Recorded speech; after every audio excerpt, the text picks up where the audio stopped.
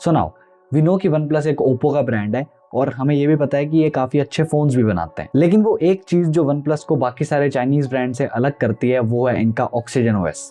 But oxygen OS है नहीं, oxygen OS था। तो था से मेरा मतलब ये है कि वन प्लस अब ऑक्सीजन ओएस को यूज नहीं करेगा because they have transition to the so called new Oxygen OS which is basically the rip of the Color OS. तो आज हम ये देखेंगे कि इन जनरल इस ट्रांजिशन की वजह से वन प्लस के अंदर क्या क्या चेंजेस आ चुके हैं और क्या क्या चेंजेस आ सकते हैं। And to be honest the results are not what we are expecting. Starting से शुरू करते हैं बिकॉज कुछ लोगों को बिल्कुल भी आइडिया नहीं है बात क्या हो रही है, सो उनके लिए एक बैकग्राउंड स्टोरी डिस्कस कर लेते हैं। कुछ टाइम पहले वन प्लस ने ये कंफर्म करा था कि वो ओप्पो के साथ मर्ज होने वाला है और इन्होंने इस मर्जर को एक नाम दिया था जो कि था ओ प्लस। मतलब वन प्लस और ओप्पो ने अपनी काफी सारी टीम्स को मर्ज कर दिया था। उसके बाद पीट लाओ ने एक पोस्ट डाल के ये बताया कि क्योंकि हमें इस मर्जर से काफी पॉजिटिव चेंजेस देखने को मिल रहे हैं तो हम इस इंटीग्रेशन को और बढ़ाना चाहते हैं। तो फिर OnePlus ने अपनी डिजाइन टीम और रिसर्च टीम इन सबको भी ओप्पो के साथ इंटीग्रेट कर दिया। तो बेसिकली अब सिर्फ दोनों कंपनीज की मार्केटिंग टीम ही है जो कि अलग अलग है, बाकी ऑलमोस्ट काफी सारे कंपोनेंट्स एक दूसरे से कनेक्ट हो चुके हैं। तो जब ये मर्जर हुआ था तो काफी अच्छे अच्छे क्लेम्स करे गए थे OnePlus की तरफ से, जैसे कि OnePlus सॉफ्टवेयर अपडेट्स की सिचुएशन को बेटर करेगा और ऑक्सीजन ओएस हमेशा OnePlus के ग्लोबल वेरिएंट्स के अंदर रहेगा। तो उस टाइम पे OnePlus ने ऐसे कुछ क्लेम्स करे थे, लेकिन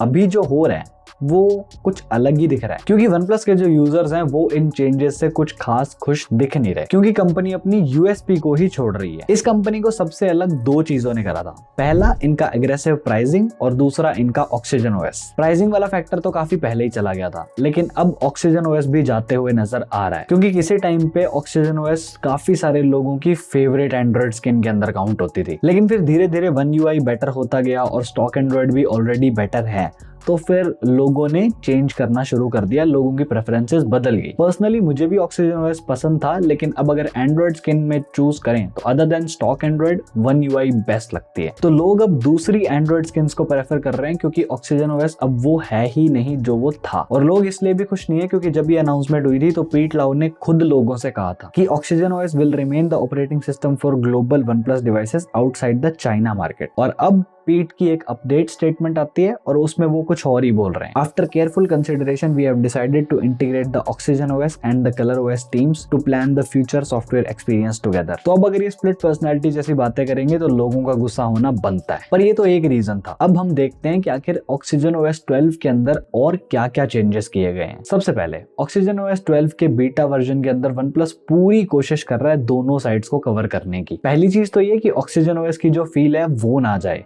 और दूसरी ये कि ओप्पो और OnePlus का जो ये मर्जर है वो सक्सेसफुली एग्जीक्यूट हो सके, तो वो दोनों तरफ को कवर अप करने की कोशिश कर रहा है। तो अब देखते हैं ऑक्सीजन ओएस 12 में आखिर ऐसा हुआ क्या है। वैसे तो बीबॉम ने प्रॉपर कंपेयर करके दिखाया है कलर ओएस के साथ में, तो आप वो वीडियो भी देख सकते हो, मैं डिस्क्रिप्शन के अंदर लिंक कर दूंगा। तो ऑन एंड ऑन फोन का ऑलमोस्ट 70% एस्थेटिक ऑक्सीजन ओएस से चेंज करके कलर ओएस पे शिफ्ट कर दिया गया है। सबसे बेसिक सेटिंग्स ऐप को चेंज करा गया है, कलर ओएस वाली सेटिंग्स ऐप आ चुकी है। ऐप लॉन्चर के अंदर भी अगर आप डिफॉल्ट लॉन्चर चेक करोगे तो आपको वहां पे भी कलर ओएस ही मिलेगा। रीसेंट ऐप्स की स्क्रीन चेंज होकर कलर ओएस वाली बन चुकी है। इवन जो कुछ टाइम पहले OnePlus ने वन यूआई से फीचर उठाया था कि आप सिंगल हैंडेडली कोई भी फर्स्ट पार्टी ऐप को एक्सेस कर पाओ, वो बड़ा सा टेक्स्ट और नीचे खाली स्पेस जो आती थी, वो भी OnePlus ने रिमूव कर दिया है। इवन उसको सिर्फ 1 साल ही हुआ था आए हुए को, क्योंकि अब सेटिंग्स ऐप क्योंकि कलर ओएस की आ गई है और उसके अंदर तो ऐसा कुछ होता नहीं है, तो फिर फीचर चला गया। पर ऐसा नहीं है कि सारे ऑक्सीजन ओएस फीचर्स खत्म हो चुके हैं।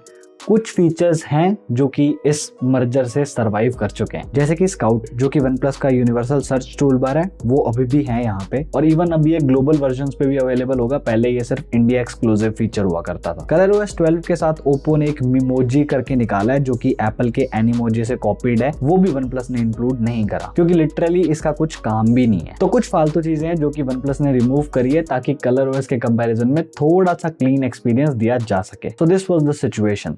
Now here's my take on this। और इस सारी चीज को ध्यान से सुनना क्योंकि यहाँ पे फिर से वही ह्यूमन इमोशनल साइकोलॉजी वाली चीजें आ जाती हैं। तो अब इन सारे चेंजेस से हम और आपको क्या फर्क पड़ता है। तो यहाँ पे दो तरह के यूजर्स होंगे, अब हम दोनों को डिस्कस करते हैं। पहला, अगर आप एक OnePlus के यूजर नहीं हो तो आपको क्या ही फर्क पड़ता है। ऊपर से आपके लिए तो कंफ्यूजन कम ही हुआ है बिकॉज जब आप अपग्रेड करोगे तो आपके लिए चूज करना आसान हो जाएगा, क्योंकि अगर आपको मिलते जुलते स्पेक्स वाला ओप्पो फोन मिल रहा होगा जो कि कंपैरेटिवली OnePlus से सस्ता होगा, तो अब शायद वन प्लस के पास कोई ऐसी चीज बचे ही ना जो यूजर को एक रीजन देगी वन प्लस खरीदने का।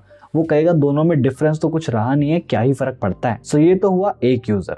दूसरा, अगर आप एक पुराने टेकी एंथुजियास्टिक यूजर हो तो इसका पर्सपेक्टिव थोड़ा अलग होगा। स्पेशली उन लोगों के लिए मुझे काफी बुरा लग रहा है जिन्होंने अभी अभी वन प्लस का फोन लिया है। उस एंथुजियास्टिक यूजर ने जिस यूजर एक्सपीरियंस के लिए वो फोन लिया था उसे वो मिलेगा ही नहीं। पर जैसे मैंने कहा, ये फर्क उन एंथुजियास्टिक टेकी ऑडियंस को पड़ेगा जिनको थोड़ा सा भी यूजर एक्सपीरियंस में शिफ्ट आता है तो उनको बहुत गुस्सा आता है। But on the other hand, अगर आप एक नॉर्मल यूजर हो जिसको ज्यादा कुछ नहीं पता फोन्स के बारे में, तो उनको बहुत ज्यादा फर्क भी नहीं पड़ेगा। तो ये यूजर कहेगा कि भाई नया डिजाइन आया है, फोन अंदर से अच्छा सा ही लग रहा है, नया लग रहा है, तो ठीक है, क्या ही फर्क पड़ता है। तो ऐसे यूजर्स को ज्यादा डिफरेंस फील नहीं होगा अनलेस अनटिल इस यूनिफाइड ओएस के अंदर बग्स नहीं आएंगे। क्योंकि अगर बग्स आने लग गए तो फिर ऑब्वियसली चाहे आप कैसे भी यूजर हो, सबको ही गुस्सा आएगा। सो दो तरह की यूजर और दो काफी डिफरेंट पर्सपेक्टिव्स। दूसरी चीज जो मैंने आपसे पहले भी एक वीडियो के अंदर डिस्कस करी थी और टेकऑल्टर ने भी इस चीज के बारे में बात करी हुई है कि हुआवे के बाद वन प्लस ही एक ऐसा चाइनीज ब्रांड है जो कि यूएस के अंदर एस्टैब्लिश्ड है। तो अब अगर ओप्पो को यूएस के अंदर अपना मार्केट खड़ा करना है तो उसे शुरू से शुरू करने की जरूरत ही नहीं है।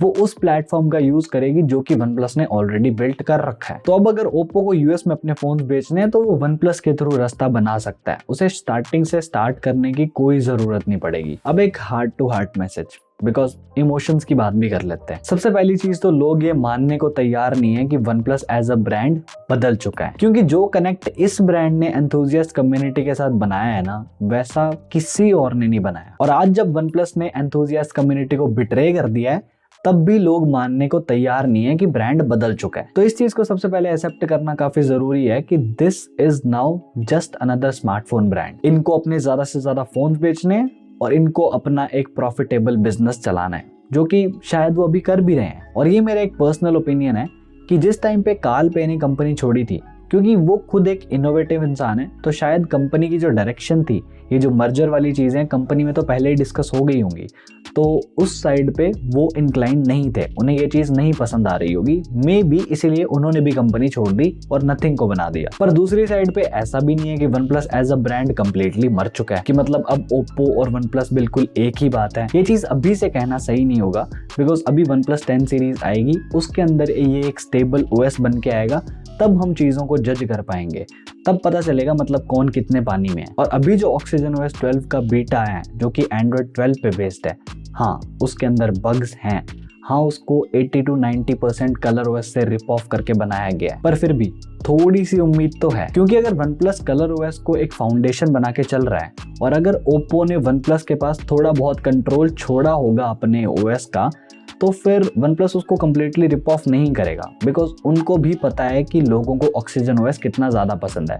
बट अगर ओप्पो ने कंट्रोल ही नहीं दिया, मतलब ओप्पो के पास ही सारा कंट्रोल आ गया, तो वो ऑब्वियसली कलर ओएस के साथ ही जाएंगे। बाकी ये एक पर्सनल ओपिनियन है, क्योंकि मुझे जो दिख रहा है वो यही है कि लोग बहुत ज्यादा इमोशनल हो रहे हैं कि वन प्लस ने हमारे साथ धोखा करा है, एटसेट्रा एटसेट्रा। हाँ, जिसने अभी अभी वन प्लस का फोन लिया है उसके साथ तो बिल्कुल धोखा ही हुआ है। लेकिन to be honest, OnePlus users को कलर ओएस बिल्कुल भी नहीं पसंद, क्योंकि कलर ओएस नहीं पसंद आता। उसकी शुरू से आइडेंटिटी ही कुछ ऐसी बनी हुई है कि वो पसंद आना मुश्किल है। तो आधे यूजर्स तो इस वजह से नाराज हैं कि इतना अच्छा सॉफ्टवेयर आप फेंक रहे हो साइड में और उसकी जगह एक ऐसा सॉफ्टवेयर ला रहे हो जो किसी को नहीं पसंद। So from all this, the point I want to make here is don't be emotional, it's just another smartphone brand. बदलाव आते जाते रहेंगे, ये चेंजेस होते रहेंगे।